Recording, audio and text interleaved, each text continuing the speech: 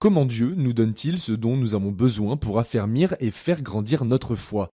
Eh bien notamment par le sacrement et plus particulièrement les 3 sacrements d'initiation, baptême, confirmation et Eucharistie. Ces 3 sacrements posent les fondations de notre vie de chrétien. Par eux, c'est Dieu lui-même qui nous donne son amour. Le jour de notre baptême, nous renaissons à une vie nouvelle dans l'Esprit et devenons enfants de Dieu. L'Esprit Saint agit en nous et nous pousse à témoigner de Dieu que nous avons rencontré.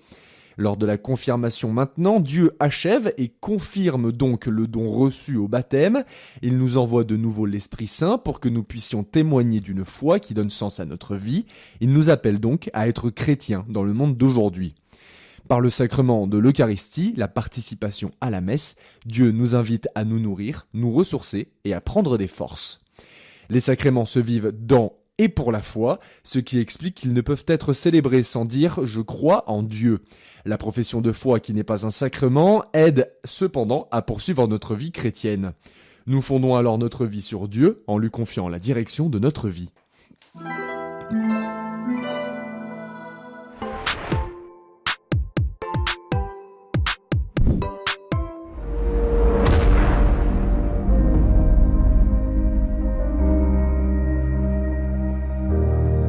La seule question que les chrétiens doivent se poser, c'est est-ce que je suis avec le Christ ou est-ce que je suis en dehors du Christ ?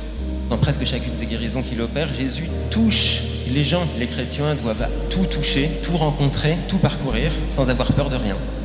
Il faut que ça vienne de nos tripes dans lesquelles le Christ vit. Si nous nous perdons dans des idéologies, si nous ne regardons pas le Christ, nous ne pourrons pas avancer ni ensemble, ni faire quelque chose pour les autres.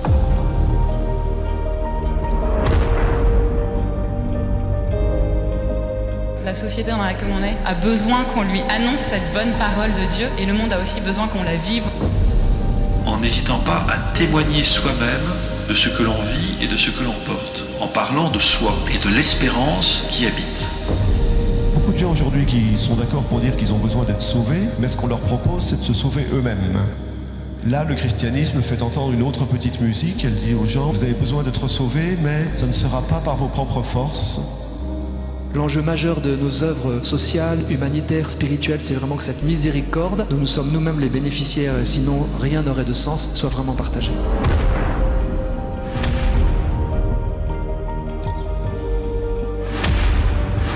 Pourquoi on vous retrouve toujours dans les lieux où plus personne ne veut aller ? Notre société a un besoin immense de cette consolation. Le contre-témoignage que nous pourrions donner, que parfois nous pouvons donner, c'est le sentiment que les pécheurs doivent être écrasés dans leur culpabilité. Les chrétiens peuvent offrir au monde cette consolation alors qu'ils crèvent de sentiments de culpabilité. Notre danger serait de se faire plaisir et de faire les trucs qui nous intéressent. Le défi, c'est d'essayer de proposer ce qui fera le plus de bien au plus de gens. Cette action des baptisés qui sont engagés pour la solidarité et la justice, c'est une bonne nouvelle. C'est l'annonce de l'Évangile.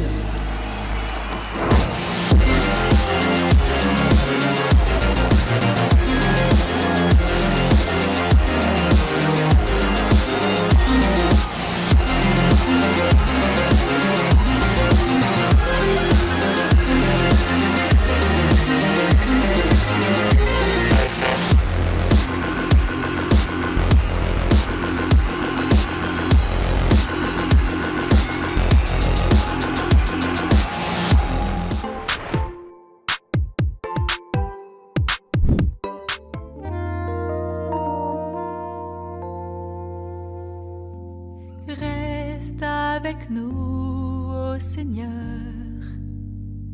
quand la nuit vient, que ta paix vienne en nos cœurs, ne sois pas loin. Reste avec nous, ô Seigneur, quand la nuit vient, que ta paix vienne en nos cœurs, ne sois